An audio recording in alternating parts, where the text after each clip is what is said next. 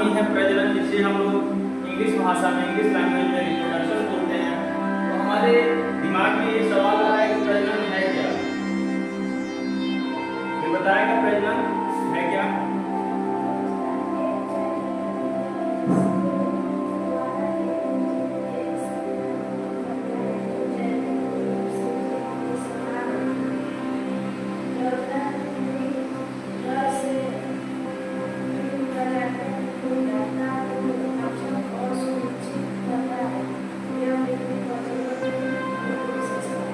ठीक है, देखिए छोटे और संक्षिप्त शब्दों में हम कह सकते हैं कि प्रजनन जो है अपने जैसा एक दूसरा उत्पन्न करना, ये क्या है? प्रजनन है।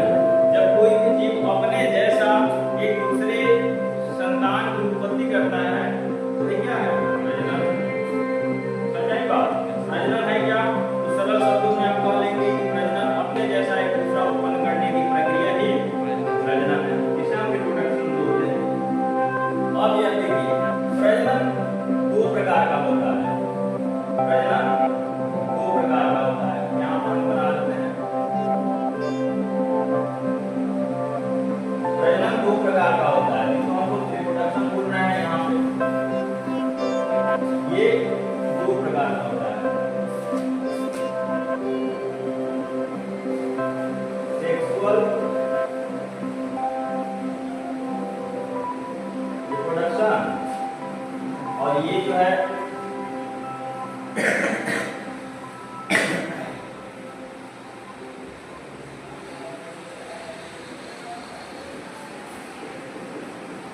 Asexual reproduction. प्रजनन दो प्रकार का होता है, दो प्रकार का। और है कि जीवों में प्रजनन दो प्रकार का होता है, असेक्सुअल और सेक्सुअल। ठीक है, प्रजनन दो तरह का होता है, दो तरह का होता है, असेक्सुअल और सेक्सुअल। अब देखिए, इसको हम लोग जान लेते हैं। यह प्रजनन का वह प्रकार है जिसमें मेल और फीमेल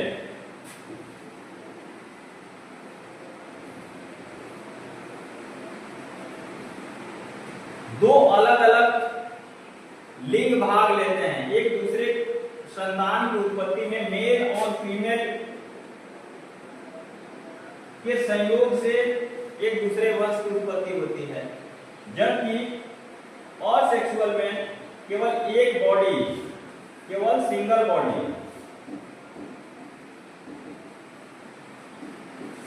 बॉडी से ही एक दूसरे संतान की उत्पत्ति हो जाती है। तो इसको हमें अगर पूछेगा कोई आपसे परीक्षा में आ गया कि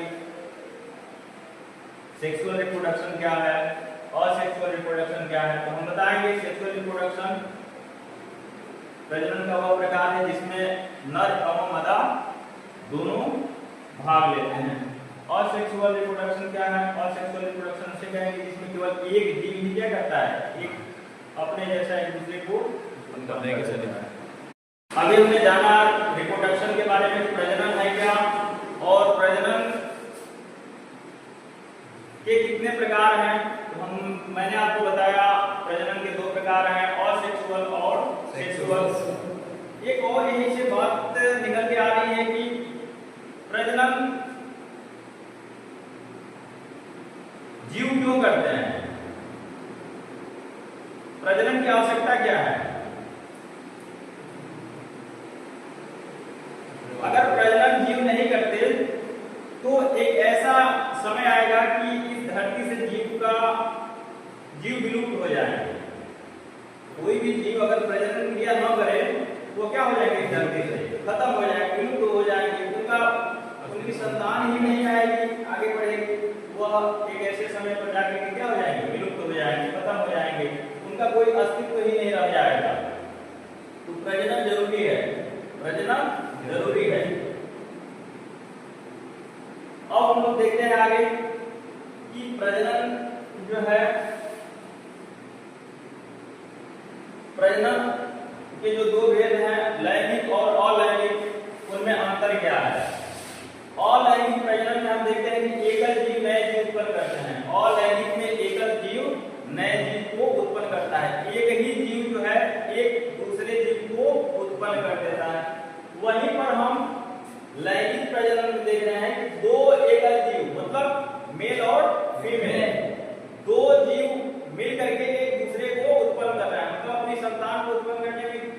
शामिल हैं, दो लोग, मेल और फीमेल, नर और मादा। फिर आते हैं अलैंगिक में। अलैंगिक में कह रहा है कि युग्मक का निर्माण नहीं होता, अलैंगिक के युग्मक का निर्माण नहीं होता, जबकि लैंगिक में नर युग्मक व मादा युग्मक का निर्माण होता है। तीसरा, अलैंगिक में नया जीव पैतृक जीव के समान समरूप होता है। कह रहा है कि अलैंगिक में अलैंगिक प्रकार के प्रजनन में जो जीव उत्पन्न होगा वह सेम टू सेम कैसा होगा, अपने पेरेंट्स पे जाएगा, उसी के जैसा दिखेगा, जो चीज समान और समरूप उसी के जैसा दिखेगा और समान भी होगा, समरूप भी होगा और समान भी होगा। जबकि लैंगिक प्रजनन में हम देखेंगे कि उसी के जैसा दिखेगा परंतु समरूप नहीं होगा। देखिए बड़ा है कि नया जीव अनुवांशिक रूप से पैतृक जीव के समान होता है, यह अनुवांशिक रूप से पैतृक जीव के समान होगा। लैंगिक प्रजनन से जिन जीवों का उत्पन्न होता है वह अनुवांशिक रूप से पैतृक जीव के समान होते हैं परंतु समरूप नहीं होते। आप लोगों को गणित में बताया गया ना, समरूप, समान और समरूप, है ना। इसी तरह से अलैंगिक में हम देखें कि सतत गुणन के लिए यह एक बहुत ही उपयोगी माध्यम है। सतत गुणन मतलब जीव के भीतर जो गुण है वह आगे बढ़ता जाएगा, वही गुण उसके आने वाली पीढ़ी में, वही गुण फिर उसके आने वाली पीढ़ी में। जबकि लैंगिक प्रकार के प्रजनन से उत्पन्न जीव के भीतर हम देखेंगे कि उसमें प्रजाति भिन्नता पाएंगे, मतलब पहली प्रजाति में जो गुण था वह आने वाली प्रजाति में उसके कुछ न कुछ अंतर हमें दिखाई देगा। जबकि अलैंगिक में हमें बहुत ही नगण्य अंतर दिखाई देगा, 9 के बराबर अंतर दिखाई देगा। जबकि लैंगिक प्रजनन में बहुत काफी अंतर हमें दिखाई देगा। जैसे मनुष्य जो है लैंगिक प्रजनन का उदाहरण है, माता और पिता से उत्पन्न संतान जो है वह बिल्कुल अपने माता और पिता के समान तो दिखती है लेकिन समरूप नहीं होती ना। पर है कि अगर सतत गुणन के लिए अलैंगिक प्रजनन जरूरी है, जबकि प्रजाति में विभिन्नता के लिए लैंगिक प्रजनन जरूरी है। अलैंगिक प्रजनन यह निम्न वर्ग के जीवों में अधिक पाया जाता है। अलैंगिक प्रजनन जो है वह छोटे-छोटे जीवों में पाया जाता है, निम्न वर्ग के जीव हैं उनमें पाया जाता है। जबकि लैंगिक प्रजनन जो है उच्च वर्ग के जीवों में पाया जाता है, जैसे कि आप कुत्ता, बिल्ली, गाय देख लीजिए और मनुष्यों को भी देख लीजिए, सब किसके उदाहरण हैं, लैंगिक प्रजनन। विखंडन क्या दिया है, विखंडन। और किसके प्रकार पढ़ रहे हैं, अलैंगिक प्रजनन के प्रकार। अलैंगिक प्रजनन के प्रकार नहीं, अलैंगिक प्रजनन की विधियां, अलैंगिक प्रजनन की विधियां। अलैंगिक प्रजनन में सबसे पहला नंबर है विखंडन का, जिसमें एक जनक कोशिका, विखंडन में एक जनक कोशिका 2 या 2 से अधिक संतति कोशिकाओं में टूटती है, उसी को क्या बोलते हैं, विखंडन बोलते हैं। नहीं समझ आ रहा है, मैंने सबसे पहले बताया कि अलैंगिक और लैंगिक प्रजनन का प्रकार का दो प्रकार का, अलैंगिक और लैंगिक। लैंगिक प्रजनन में मेल और फीमेल दोनों शामिल होंगे। अलैंगिक में केवल एकल जीव शामिल होगा। तो वही बता कि अलैंगिक में केवल जब एकल जीव शामिल है तो अलैंगिक का की जो विखंडन की जो प्रक्रिया है तो उसमें एक जीव से, मतलब एक संतति कोशिका जो है 2 या 2 से अधिक, एक पैतृक कोशिका जो है 2 या 2 से अधिक संतति कोशिका में टूटती है। किसमें, देखिए गलत हो गया, एक पैतृक कोशिका जो है 2 या 2 से अधिक पेरेंट्स से जो है टूटता है किसमें, 2 या 2 से अधिक। जैसे एक पेरेंट्स एक इस तरह से है तो यह टूट जाएगा 100 भागों में, 2 या 2 से अधिक भागों में। देखिए समूह। विखंडन, विखंडन क्या है? विखंडन अलैंगिक प्रजनन की एक प्रक्रिया है जिसमें एक पैतृक कोशिका जो है दो या दो से अधिक संतति कोशिका में टूट जाती है। विखंडन में हम देखते हैं कि एक पैतृक कोशिका दो या दो से अधिक संतति कोशिका में टूट जाती है। विखंडन को दो भागों में बांटा जाता है, एक द्विविखंडन और दूसरा बहुविखंडन। जब पैतृक कोशिका केवल दो भागों में टूटती है, जैसे यहाँ पे फिगर नंबर इसको देख लीजिए, फिगर पहला, यहाँ पर एक यह सेल है, क्या है? सेल है, एक सेल है, एक कोशिका है, दो भागों में टूट रही है, दो भागों में, दो भागों में, दो भागों में टूट रही है। यह किसका उदाहरण है? विखंडन के द्विविखंडन का उदाहरण है। विखंडन के द्विविखंडन, हम देख रहे हैं कि विखंडन दो प्रकार का है, दो प्रकार का है, एक द्विविखंडन और दूसरा बहुविखंडन। मैं यही तभी से बता रहा हूँ कि द्विविखंडन जो है इसमें एक पेरेंट सेल जो है वो कितने संतति कोशिकाओं में टूट रही है? दो संतति कोशिकाओं में टूट रही है। यहाँ पे फिगर नंबर 1 यही बता रहा है कि एक पेरेंट सेल जो है दो संतति कोशिकाओं में टूट रही है, उसे हम क्या बोलेंगे? द्विविखंडन। क्या बोलेंगे? द्विविखंडन। अब उसी के आगे दिया है विखंडन का एक और प्रकार है बहुविखंडन। जैसे यहाँ पहला नंबरिंग कर देते हैं।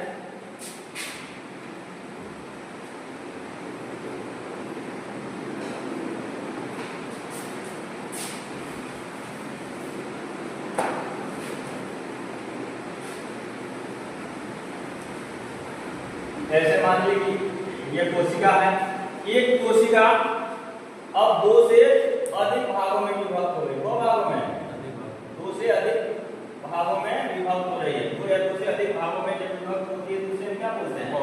बहुविखंडन। जब एक पेरेंट सेल जो है दो या दो से अधिक भागों में जब विभक्त हो जाएगी, दो से अधिक संतति कोशिकाओं में टूट जाएगी, उसे हम क्या बोलेंगे? बहुविखंडन। A B C. यहाँ पे देख रहे हैं ये पेरेंट सेल है, क्या है? ये पेरेंट सेल है और यहाँ पे टूट रही है एक भागों में, तीन भागों, मतलब दो से अधिक भागों में। तो जब एक पेरेंट सेल जो है, एक पैतृक कोशिका जो है दो या दो से अधिक भागों में जब टूटती है, उसी को हम क्या बोलते हैं? बहुविखंडन। क्या बोलेंगे? बहुविखंडन।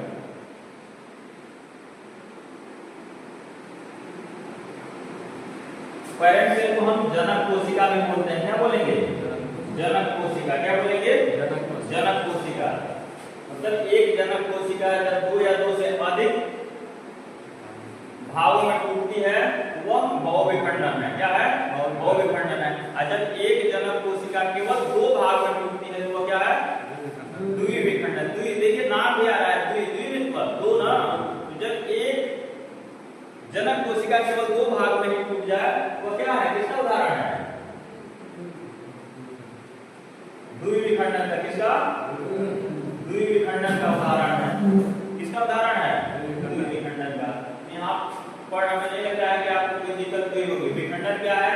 विखंडन अलैंगिक प्रजनन की एक विधि है जिसमें कोशिकाएं दो या दो से अधिक भागों में टूटती हैं। कोई दिक्कत है प्रीता? नहीं सर। जनक यहाँ पे देखिए विखंडन, इसको हम लोग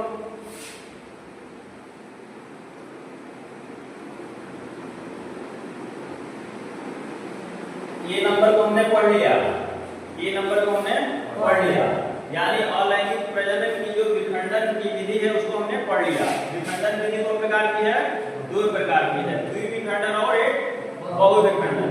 सबसे पहले तो पूछेगा विखंडन क्या है, तो हम बताएंगे कि विखंडन अलैंगिक प्रजनन की एक विधि है जिसमें जनक कोशिका जो है दो या दो से अधिक भागों में टूट जाती है। ठीक है, फिर आगे हम बताएंगे कि विखंडन जो है दो प्रकार का होता है। विखंडन जो है दो प्रकार का होता है, द्विविखंडन और बहुविखंडन। अब कोई पूछेगा द्विविखंडन क्या है, तो हम बताएंगे द्विविखंडन अलैंगिक प्रजनन की एक विधि है जिसमें एक जनक कोशिका केवल दो संतति कोशिकाओं में टूटती है। नाम क्या रखेंगे? जनक कोशिका और संतति कोशिका। जनक और संतान, जनक और संतान मतलब पेरेंट्स और उसके बच्चे ना। तो एक जनक से कितने संतान?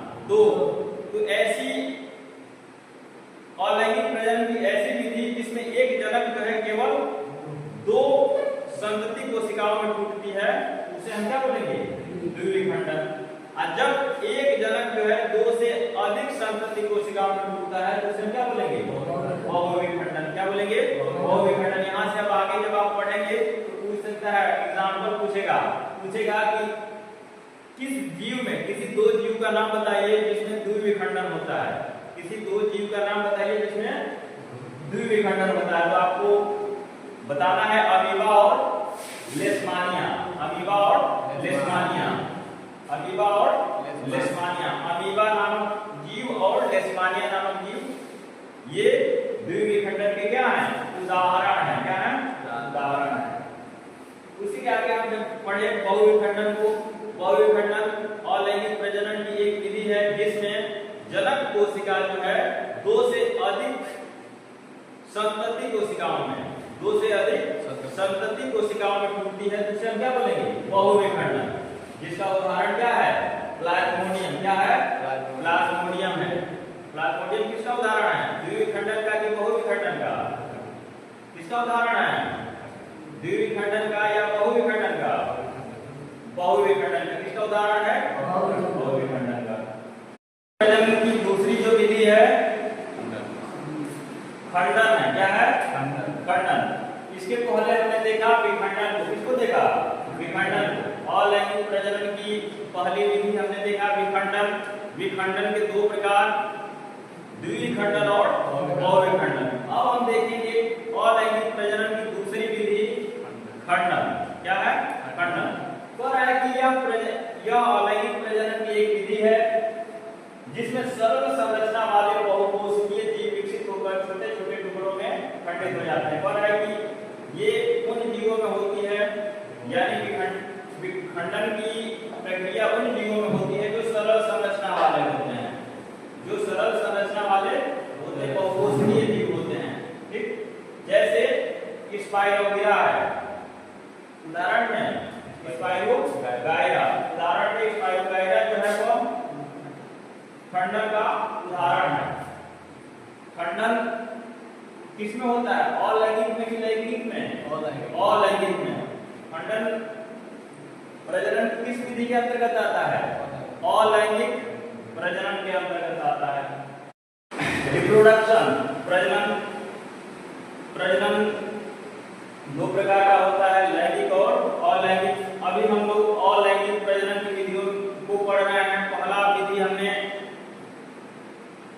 बहुविखंडन यानी खंडन को पढ़ लिया। ठीक, फिर पुनरुद्भवन। क्या है? पुनरुद्भवन। देखिए हो रहा है कि इस प्रकरण में किसी कारणवश जब कोई जीव कुछ टुकड़ों में टूट जाता है तब तक एक टुकड़ा नए जीव में विकसित हो जाता है। हो रहा है कि किसी प्राकृतिक कारण से कोई जीव जो है अगर वह टूट जा रहा है तो फिर वह जो टूटा हुआ भाग है वह एक नए जीव में उत्पन्न हो जाएगा। और है कि पुनरुद्भवन अलैंगिक प्रजनन की वह प्रक्रिया है जिसमें किसी जीव का शरीर अगर किसी कारणवश टूट रहा है तो वह टूटा हुआ भाग एक नए जीव का रूप ले लेगा। पुनरुद्भवन क्या है? पुनरुद्भवन अलैंगिक प्रजनन का एक विधि है जिसमें किसी जीव, कोई जीव जो है, जैसे उदाहरण में प्लेनेरिया नामक जीव जो है उसका शरीर किसी कारणवश अगर टूट रहा है तो आगे चल करके कुछ समय के बाद जो उसका टूटा हुआ भाग है वह एक नए जीव में रूपांतरित हो जाएगा, बदल जाएगा। और हाइड्रा का उदाहरण है किसका? पुनरुद्भवन का। किसका? पुनरुद्भवन का। हाइड्रा है अगर किसी कारणवश उसका शरीर 2 भाग 3 भाग 4 भाग में टूट गया तो उसका जो 3-4 टूटा हुआ भाग है वह एक नए जीव का रूप ले लेगा। तो कह रहे हैं कि प्रजनन की ऐसी विधि जिसमें जीव का शरीर किसी कारणवश टूट जाता है और टूटा हुआ भाग एक नए जीव के रूप में बदल जाता है तो उसी को हम क्या बोलेंगे? पुनरुद्भवन बोलेंगे, जैसे प्लेनेरिया और हाइड्रा। ठीक है। प्रजनन की चौथी विधि है मुकुलन। अलैंगिक प्रजनन की चौथी विधि है मुकुलन। कह रहा है कि यह अलैंगिक प्रजनन की एक विधि है जिसमें जीव के शरीर के ऊपर देख रहे हैं ना यहाँ पे चित्र में इस तरह का, तो ये हाइड्रा है, इस तरह की आकृति है इसकी, और उसके शरीर पर एक छोटा सा क्या है, उभार आपको दिखाई देगा। इसी उभार को समूह, ध्यान दीजिए, ये जो उभार दिख रहा है इसके शरीर पे, इसी को हम बोलेंगे मुकुल। क्या बोलेंगे? मुकुल। यानी हाइड्रा के शरीर पे जो उभार दिख रहा है वही क्या है? मुकुल। आगे चल करके, अगर इसमें जगह रहती तो यहाँ पे देख लीजिए, आगे चल करके यह मुकुल जो है इस तरह का रूप ले रहा है। ये ए नंबर में है और ये बी नंबर में। सी वाले फिगर में आप देखिए, यह जो है इस तरह का है और यहां से यह अलग हो गया। सी में ये जो फिगर है वो दिखा रहा है कि हाइड्रा के शरीर के ऊपर क्या निकला हुआ है? मुकुल निकला हुआ है। क्या निकला हुआ है? मुकुल। बी वाले फिगर में आप देख रहे हैं कि वह मुकुल धीरे धीरे बड़ा हो रहा है। क्या हो रहा है? बड़ा हो रहा है। वो उभार जो पहले छोटा दिखाई दे रहा था वो बड़ा दिखाई दे रहा है। जबकि सी फिगर में आप देख रहे हैं कि जो मुकुल जो थोड़ा बड़ा दिखाई दे रहा है वह अब अपने जनक कोशिका से क्या हो चुका है? हट चुका है। क्या हो चुका है? हट चुका हुआ है और एक दूसरे जीव में बदल गया है। वही कह रहा है कि मुकुलन क्या है? मुकुलन एक अलैंगिक प्रजनन की विधि है जिसमें जीव के शरीर पर एक छोटा सा उभार आता है जिसे हम मुकुल कहते हैं और वही मुकुल आगे चल करके एक नए जीव में बदल जाता है। जैसे उदाहरण में हाइड्रा और ईस्ट, जिसे हम खमीर भी बोलते हैं। क्या बोलेंगे? हाइड्रा और खमीर। खमीर को हम ईस्ट बोलेंगे। क्या बोलेंगे? ईस्ट।